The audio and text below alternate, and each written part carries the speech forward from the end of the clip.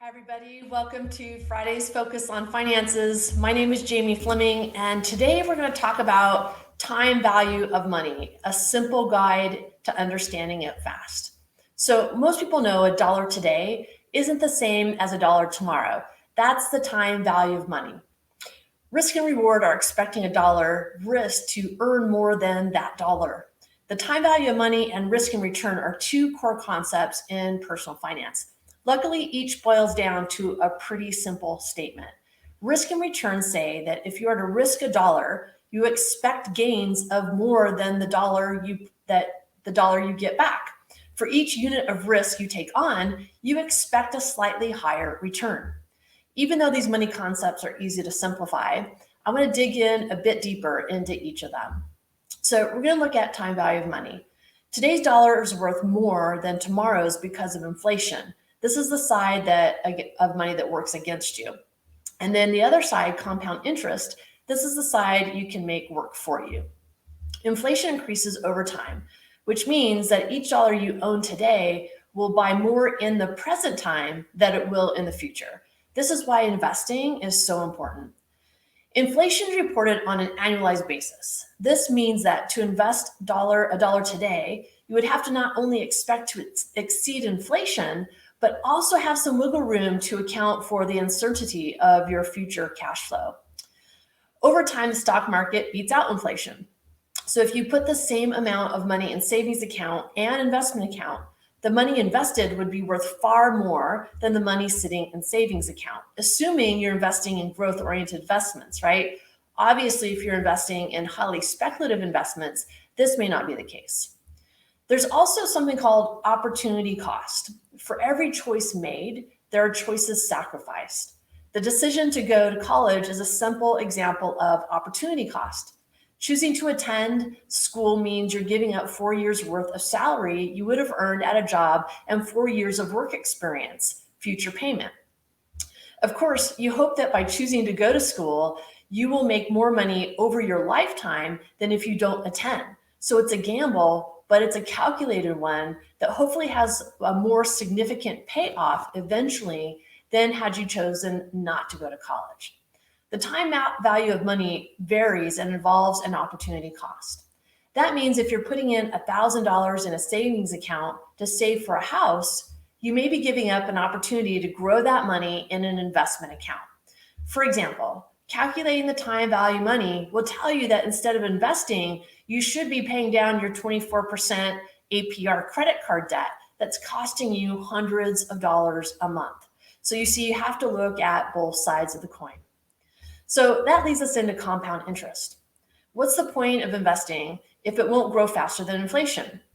You'd be better off spending it now when it has a higher value, right? That's where the compound annual interest rate comes to the rescue.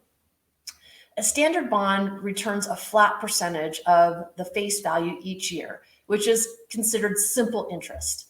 In this case, if you got a 5% annual interest rate on a $1,000 face value bond, you would get $50 each year.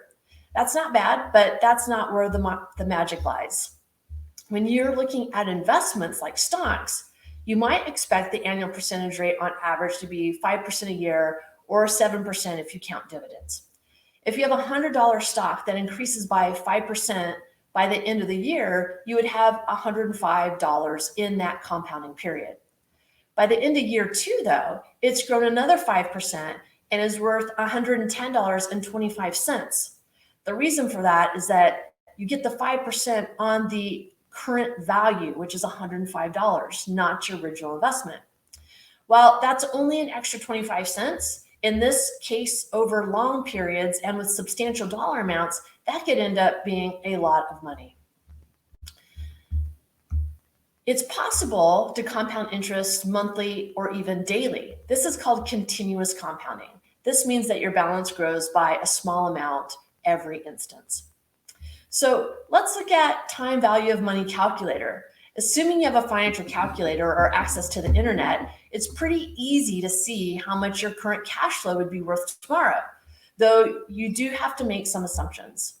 If you're not a money nerd like me, and you don't have a financial calculator, which I've had for decades, if you don't have one of those sitting next to you, there's plenty of resources available online. A popular one to use in this area is called fncalculator.com. If you've never used one before, here's a step-by-step breakdown of what the terms mean, which is very helpful in this process. Most people look at my calculator and they think, oh my gosh, what the heck do I do? So I break this down. It's pretty easy. So the first thing to consider is PV. This means present value. When you're looking at your calculator or your calculator online, you would enter how much money you have today. If you have $20 in your wallet, enter 20, right? The next area is rate. This is the rate of growth. If you're calculating how much inflation will be, you can use a number like 3%. If you're trying to see what your money will grow to, if you're getting 7% real rate of return, this is after inflation, use 7%. You put in the whole number 7 instead of the actual decimal 0.07. The next area is PMT. This means payment. It's the amount that you're adding to the present value per period that you're calculating. Think of it as a monthly contribution to an IRA, assuming you're doing monthly compounding. The next area is the periods or period of time, the number of times you're compounding your money. It's essential to keep in mind how extended a period is. Are you compounding weekly, monthly, or annually? If you are looking at an annual interest rate and you calculate it on the calculator weekly, then your number is going to come out higher than it actually is. So make sure, however your investment is compounding, that's the period you use in your calculation. The next area is the FVA. This is your future value. If you're trying to calculate what your money will be worth in the future, once you've made payments and had it to compound, you'll see what your answer is using future value. If you're trying to reverse engineer what a future sum of money is worth today with deflation, you start with this number, your future value. And if you want to put your math hat on, the formula to calculate this is pretty simple formula. For future value equals present value multiplied by 1 plus your rate of return, and it's to the nth degree, the number of periods. So easy calculator, easy equation, much easier if you have a financial calculator or access to an online calculator. So using the time value of money formula, why is this important, right? I promise you this is essential. With those variables, you can answer questions like these. How much money would I need to start saving today if I wanted to have $1 million in 20 years, assuming 6% growth after inflation? So you would enter 6% for the rate, nothing in payment, because you're trying to figure that out. You're trying to solve for the payment. Your future value is $1 million. Net present value is 0, right? Because you're trying to figure that out. And the number of periods in years would be 20. If you plug those numbers in, it would spit out the number $2,308 per month.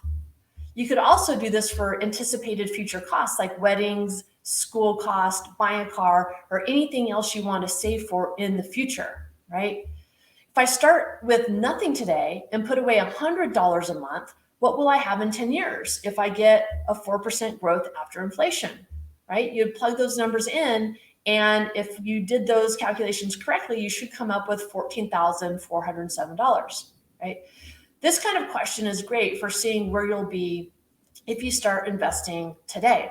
So these two areas of using the financial calculator or financial formula are important. I go through these kinds of hypotheticals when starting out with new clients to show what they will need and or what they'll have under their specific circumstances.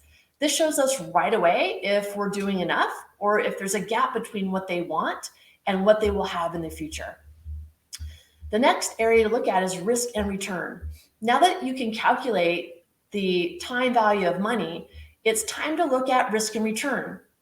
From example 1, we know that you would need to save a whopping $2,308 per month to get from today $0 to $1 million in 20 years with 6% growth. So if you're like a lot of people, that number seems pretty high, especially if you're just getting started. So we need to look at possibly securing a higher rate of return to drop that amount. even looking at 2% higher return would drop that monthly savings need by $500, right? But what does that mean for you in your investing strategy?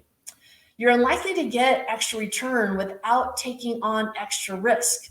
Investing in a small startup is a bigger risk than investing in a well-established company, but the investment in the startup has the potential for a bigger payoff. It's really essential that you're comfortable with and aware of the amount of risk you're investing in your investment strategy. If you can stomach the lows and the highs that come with extra risk, it can make sense to strive for the extra return and in turn lower your monthly payment value to get to the same goal. So let's look at some time value of money examples. In areas like buying a car, I use this example a lot. So let's say you decide to buy a car that cost $18,000. You go to the dealership and they give you two choices. Purchase the car for cash and you'll receive a $2,000 instant cash rebate. This will make your out-of-pocket expense $16,000 today. Or purchase the car for $18,000 with a 0% interest for 36-month loan. But assuming the economy or sector interest is 4%, for example, here. Which is the cheaper option and how much will you save? Well, almost inevitably, most people would say option one. And in this particular case, just using those factors, you would save, using the time value of money, about $935, not the $2,000 that you're probably thinking. A mistake people make is comparing $16,000 to $18,000. If you choose option A, you're paying out $16,000 now. If you choose option B, you're paying monthly installments of $500 a month for 36 months, totaling $18,000. In finance, the key to understand is you need to compare cost always at the same point in time. This is why it's so important to understand the time value of money. It's also important to understand the opportunity cost of investing the $16,000 in a lump sum where you took those funds from. If you were investing the $16,000 you paid for the car, let's say, for example, on average 7% growth, then your $16,000 would actually be worth $19,600 at the end of the same 3-year time period. Now the difference in the car purchase is $1,600, making option B the better option, which is, making the monthly payments at 0% while investing the $16,000 over time.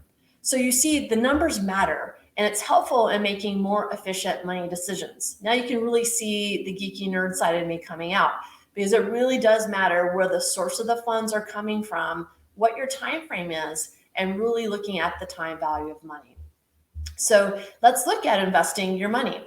If I offer you the choice of $1,000 now or $1,000 in 5 years from now, it's a no-brainer, right? You would take the $1,000 now. But what if we changed it up and offer you $1,000 right now or $1,250 5 years from now? If we took the money now and invested it, would we end up with more than $1,250 or less? Say we took the $1,000 now and invested it in the market and made a conservative 5% on this money each year.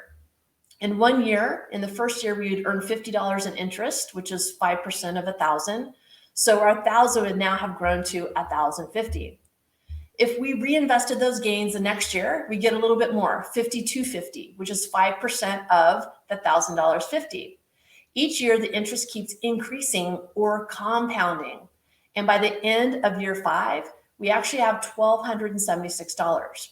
So if we know we can get the 5% return, we'd be better off taking the $1,000 now rather than the $1,250 later. Let's look at real estate and leveraging and how that works.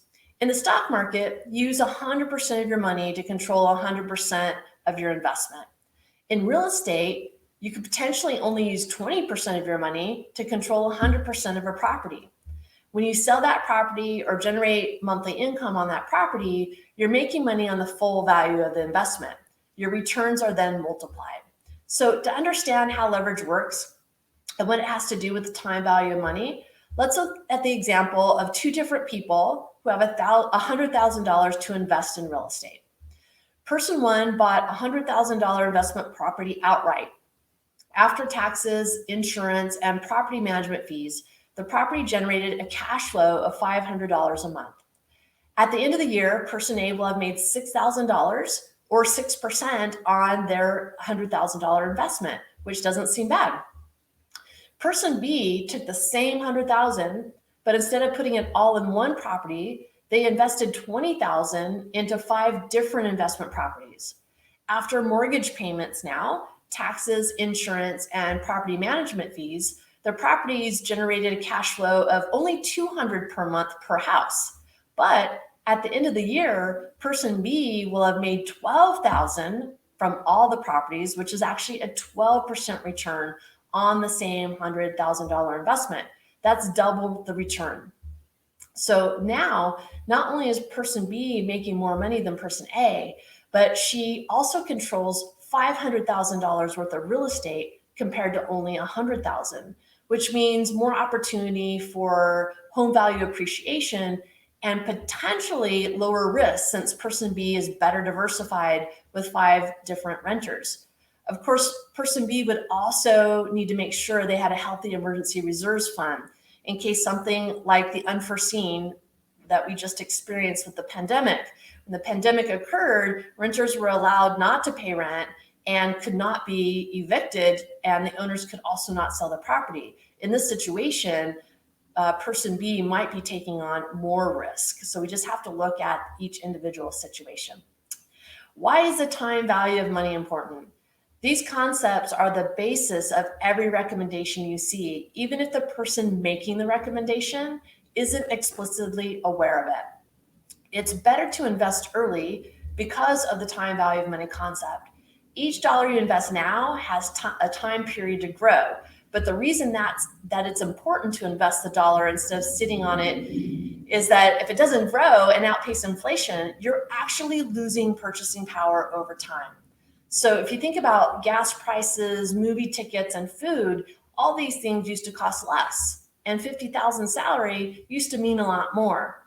That fantastic investment that promises a huge return, it comes with increased risk as well, or it would have been snapped up already. Again, that doesn't necessarily mean it's a bad decision. You just need to understand what you're getting into. You need to take some risk for your money to outpace inflation. So just make sure you're comfortable with the amount of risk you're taking. This is a lot of info, and my Geekies number side definitely came out in full force today. However, because of this, I'm able to help my clients make more efficient money decisions throughout the years that is potentially saving them tens of thousands of dollars. So if you're curious about how these strategies can benefit you, take advantage of our complimentary consultation. We would love to speak with you. And thank you everyone for joining today. I will see you next week on Friday's Focus on Finances. Bye everyone.